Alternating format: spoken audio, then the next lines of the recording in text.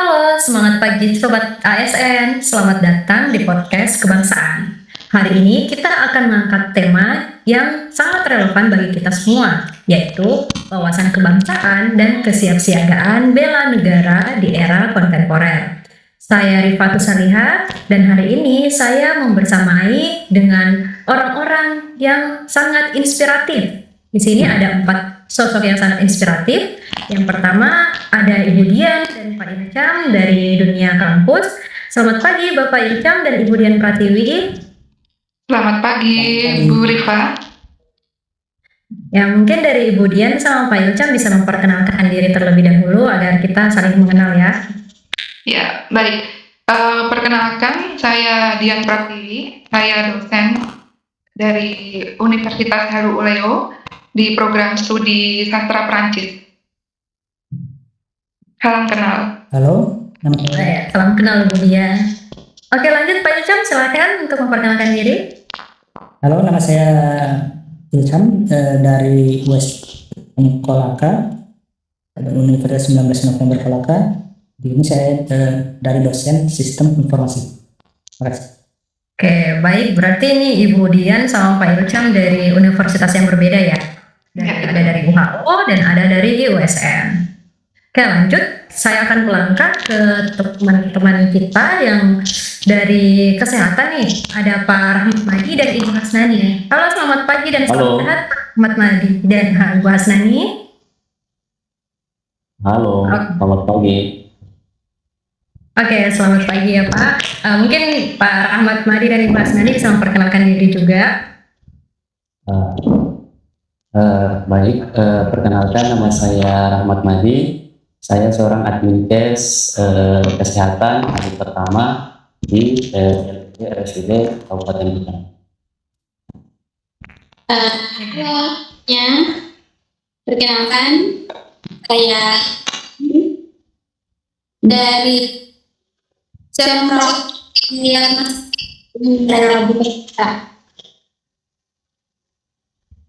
Oke, berarti di sini kita ada masing-masing dua ya, ada dari kampus, ada dari tenaga kesehatan. Ya, langsung saja kita lanjut untuk berbincang mengenai kebangsaan, mengenai bela negara di tengah isu kontemporer ini. Saya lanjut ya untuk ini pertama saya mau bertanya dulu nih ke Ibu Dian dan Pak Ilcam, tenaga pendidik atau sebagai akademisi lah, yang kebetulan juga kita sama-sama ASN ya. Kira-kira nih sebagai akademisi apa saja sih pengalaman Bapak atau Ibu dalam keseharian bekerja dan merupakan wujud dari sikap bela negara? Baik, terima kasih untuk pertanyaannya Bu. Jadi bagi saya penerapan bela negara sebagai dosen ASN tentu saja dengan menjalankan Tridharma perguruan tinggi dengan berintegritas. Bentuk nyatanya mungkin dalam pengajaran menerapkan kedisiplinan seperti datang tepat waktu ke kelas, lalu juga bisa memberikan penilaian objektif dan tentu menciptakan pembelajaran yang efektif dan maksimal untuk para mahasiswa. Selain itu juga saya berkomitmen untuk menjaga marwah akademik dengan menjunjung tinggi nilai kejujuran di dalam penelitian maupun pengabdian, dengan misalnya menolak segala bentuk gratifikasi dan juga memerangi bentuk-bentuk praktik plagiarisme dan juga penyalahgunaan AI seperti itu. Oke, seperti itu ya Bu. Kalau dari Pak Ilcam mungkin? Ya, oke, saya izin menambahkan. Selain yang telah disebutkan Bu Dian tadi, mungkin ada tambahannya seperti menjaga kebersihan lingkungan, berhubungan baik dengan rekan kerja, saling membantu dan kolaborasi. Oke, menarik sekali ya.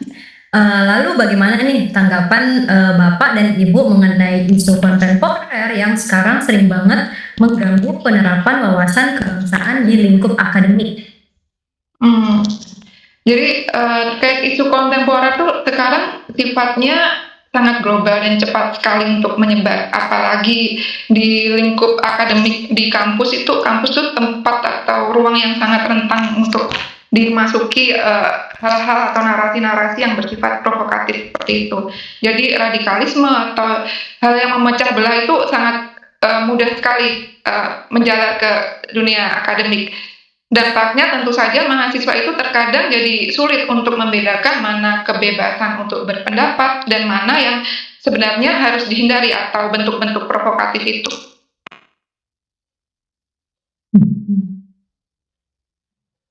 Betul Bu Dian, saya rasa isu yang paling mendesak adalah hilangnya budaya tabayun atau verifikasi.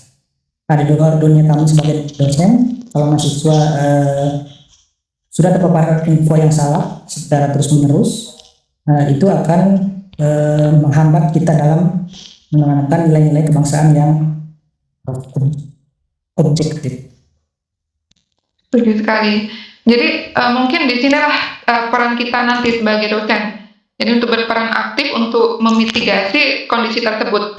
Misalnya dengan mengembalikan, tentu saja dengan mengembalikan nalar kritis ke ruang belajar, ke ruang akademik, gitu ya. Mungkin sebagai pengajar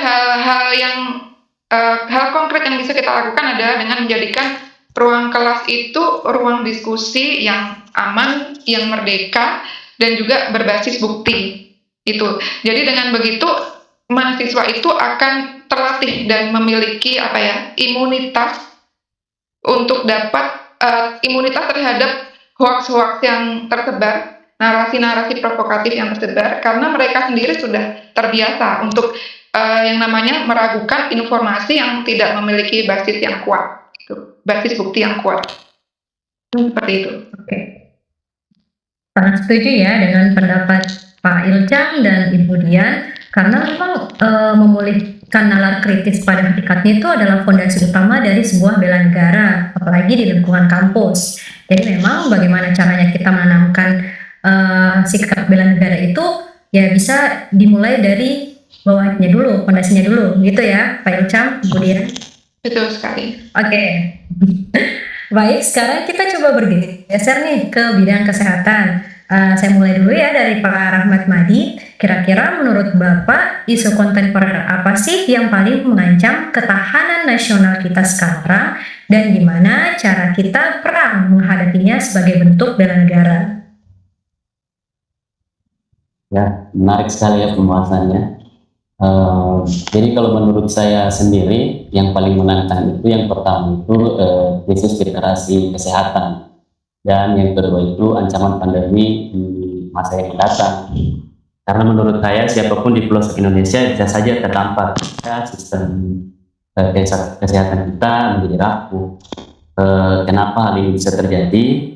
Karena ya seperti yang kita tahu kesehatan adalah fondasi produktivitas bangsa. Jadi kalau misalnya rakyatnya sakit maka negara pun akan menjadi lemah. Jadi kita harus punya wawasan kebangsaan untuk melihat nih bagaimana menjaga kesehatan diri sendiri, itu merupakan langkah awal menjaga kedaulatan negara. Strateginya sendiri kita harus punya kesiapsiagaan bela negara dengan cara disiplin protokol kesehatan. Dan bagi saya sendiri sadar kesehatan itu sudah merupakan nilai bela negara yang nyata. Baik ya Pak, berarti sehat itu tanggung jawab bersama ya Pak. Nah, bagaimana tenaga kesehatan atau masyarakat kira-kira itu mengaktualisasikan kesiapsiagaan itu saat ada isu kesehatan yang mendadak? Jadi mungkin kuncinya itu ada di respon cepat dan profesionalisme. Jadi aksi ini harus dilakukan serentak untuk mencegah yang namanya kolaps fasilitas kesehatan sendiri. Mengapa? Karena stabilitas nasional itu kan yang akan menjadi taruhannya. Jadi kita tanamkan nilai yang namanya rela berkorban. Kalau untuk nakes sendiri memberikan pelayanan terbaik tanpa diskriminasi kepada pasien itu sendiri. Dan untuk masyarakat dengan mendukung program pemerintah yang saat ini sedang berjalan. Jadi kalau menurut saya sehat itu bukan cuma urusan pribadi, tapi bentuk wawasan kebangsaan kita untuk memastikan Indonesia tetap kuat. Gitu. Oke, sangat dalam ya Pak pembahasan ini terkait kesehatan. termasuk wawasan kebangsaan juga. Sekarang saya bisa bergeser nih ke Ibu Hasnani. Ibu Hasnani kan sebagai seorang perawat ya Bu ya. Kira-kira apa sebenarnya yang Ibu ketahui tentang kesiapsiagaan bela negara dan bagaimana penerapannya dalam tugas sehari-hari melayani kesehatan masyarakat?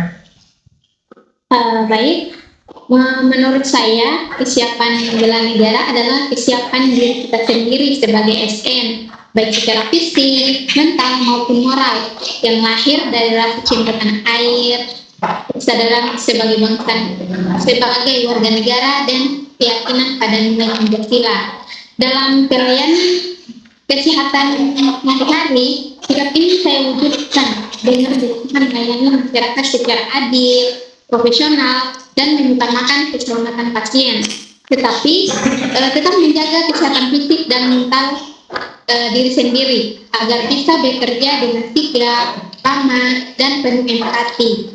Selain itu, kesiapan menghadapi situasi darurat seperti wabah dan bencana juga menjadi bagian dari bela negara yang dijalankan melalui kerjasama tim, kedisiplinan, dan tanggung jawab agar pelayanan kepada masyarakat berjalan dengan baik.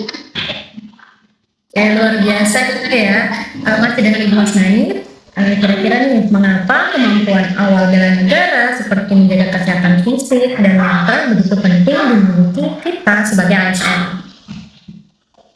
Menurut saya, hal ini penting sebagai dasar dalam menjalankan tugas pelayanan secara profesional. Menjaga kesehatan fisik dan mental bisa membantu kita bekerja lebih disiplin, produktif, dan tetap tenang dalam menghadapi tantangan. Dari sini kita menyadari bahwa bela negara tidak selalu soal angkat kehendak saja, tapi juga tentang kesiapan diri dan komitmen memberikan pelayanan terbaik bagi masyarakat dan negara. Oke, diskusi kita sangat luar biasa ya di sini. Melalui narasumber ini, saya bisa mengambil kesimpulan.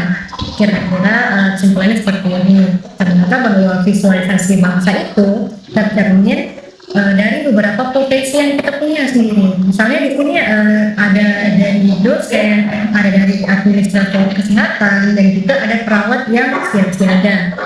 Isu kontemporer adalah terlalu. Namun dalam negara melalui sebuah profesi adalah jawabannya. Oke, terima kasih untuk Ibu Dian, Pak Ilcam, Pak Rahmat Mahdi, dan Ibu Hasnani. Saya sebagai moderator, Rifat Sarliha, pamit undur diri. Sampai ketemu lagi di podcast selanjutnya. ASN berakhlak, bangga melayani bangsa.